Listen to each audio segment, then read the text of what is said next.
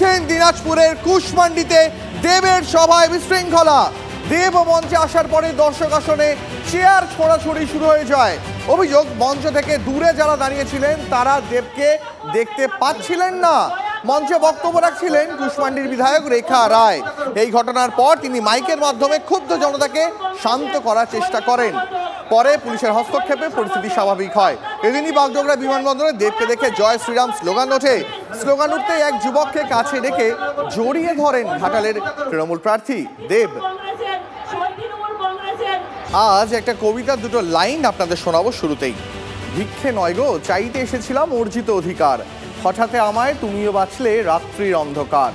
আন্দোলন কখনো ব্যর্থ হয় না, ইতিহাস বলে এমন কথা, সময় দেবে জয়, আমাদের এ তো ক্ষণিকের ব্যথা। কবিতাটা কাদের উদ্দেশ্যে লেখা নিশ্চয়ই বুঝতে পারছেন। যারা ঝড় জল উপেক্ষা করে চাকরির দাবিতে দিনের পর দিন বসে রয়েছেন ধর্ণা মঞ্চে, কেউ গান্ধী মূর্তির পাদদেশে, কেউ আবার মাতঙ্গিনী মূর্তির সামনে, এই জোড়া আন্দোলনের মাঝে তৈরি হলো এবার আরও একটা আন্দোলনের মঞ্চ। স্কুলে চাকরির দাবিতে এবার আন্দোলনে সদ্য চাকরিহারারা। ধর্মতলায় আন্দোলনে চাকরিহারারা ঘুষ দেননি, ফাঁকা ওএমআর শিট জমা দেননি, কোনো দুর্নীতির আশ্রয় নেননি, কঠোর পরিশ্রম করে পরীক্ষা দিয়ে পাশ করে সরকারি স্কুলে চাকরি পেয়েছিলেন।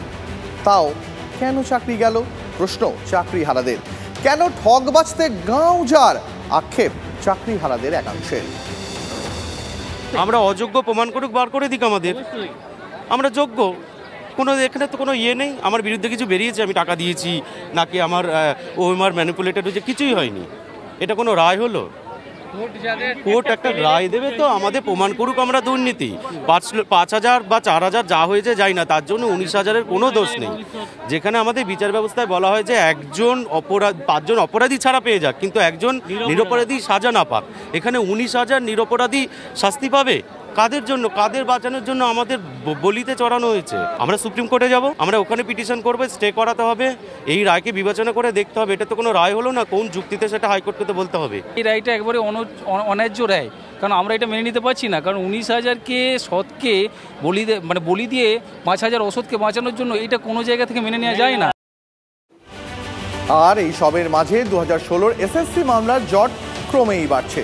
কেন বলছি, গতকাল কলকাতা হাইকোর্টের নির্দেশে 25,753 জনের চাকরি বাতিল হয়েছে।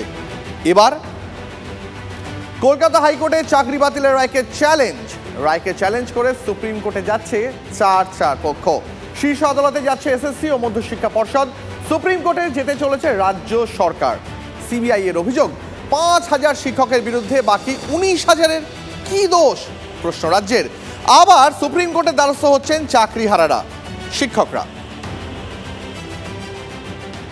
মুর্শিদাবাদ থেকে কোচবিহার, জেলায় জেলায় চাকরিহারারা আন্দোলনে নামার প্রস্তুতি নিচ্ছেন। কোচবিহারের নেতাজি ইন্ডোর স্টেডিয়াম চত্বরে এদিন জমায়েত হন চাকরিহারারা। আলিপুরদুয়ারে পথে নামল নিখিলবঙ্গ শিক্ষক সমিতি। মিছিল করে জেলা পরিদর্শকের কাছে স্মারকলিপি দেন যোগ্য প্রার্থীরা। আপনারা দেখছেন সেই সব ছবি।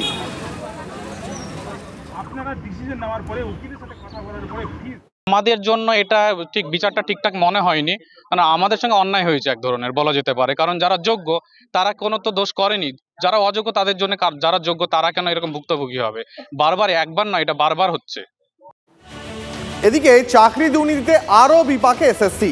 8ম দফার কাউন্সেলিং সম্পূর্ণটাই হয়েছিল প্যানেলের মেয়াদ পেরিয়ে যাওয়ার পর। রাতের অন্ধকারে মোবাইলে গিয়েছিল নিয়োগের SMS। গ্রুপ ডির প্রায় 45% চাকরিতেই দুর্নীতি, গ্রুপ সির প্রায় 38.5% চাকরিতে দুর্নীতি, একাদশ দ্বাদশের 14.47% চাকরিতে দুর্নীতি, নবম দশমের 8.5% চাকরিতে দুর্নীতি।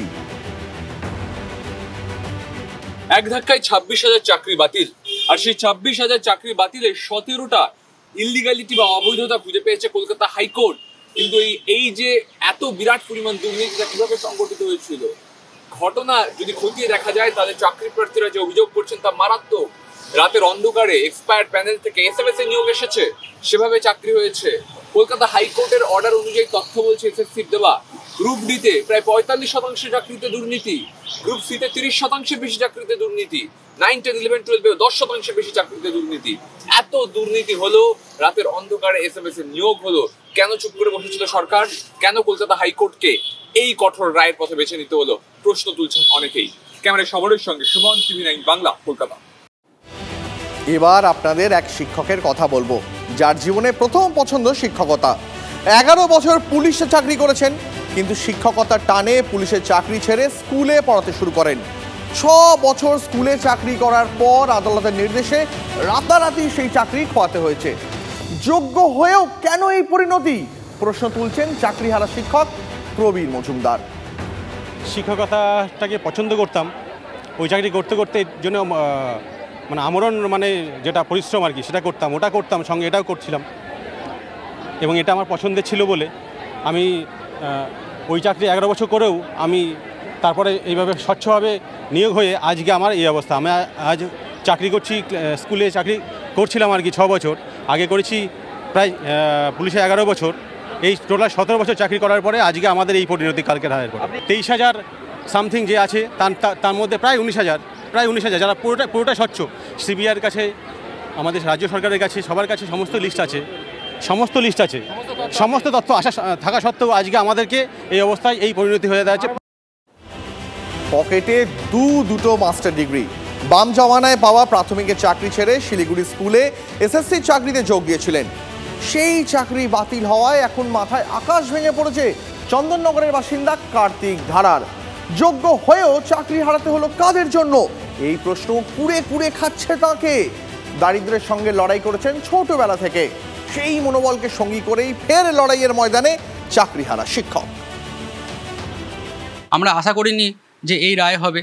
অ্যাটলিস্ট আমাদের জন্য, আমাদের মতো মানুষ যারা যোগ্য ক্যান্ডিডেট, যারা এখানে ফেয়ারভাবে চাকরি পেয়েছে, তাদের কাছে এই রায় আকাশ ভেঙে পড়ার মতোই অবস্থা। মাঝে মাঝে মনে হয় যে আমি মানে সত্যি হয়তো যদি সেখান থেকে না ছেড়ে আসতাম তাহলে আজকে হয়তো আমি একটা স্টেবল জায়গায় থাকতাম। আজকে আমার 2011 থেকে 2024 প্রায় 13 বছর সার্ভিস হয়ে যেত, আমি একটা সিনিয়র পজিশনে পৌঁছে যেতাম। এখানে তো আমার একটা নিশ্চিত চাকরি ছিল, কিন্তু আজকে উল্টো, মানে সেকুলো গেল, দুকুলি গেল, আজকে থেকে আমি মানে জবলেস। আমি তো বুঝতে পারছি না এরপরে কী হবে।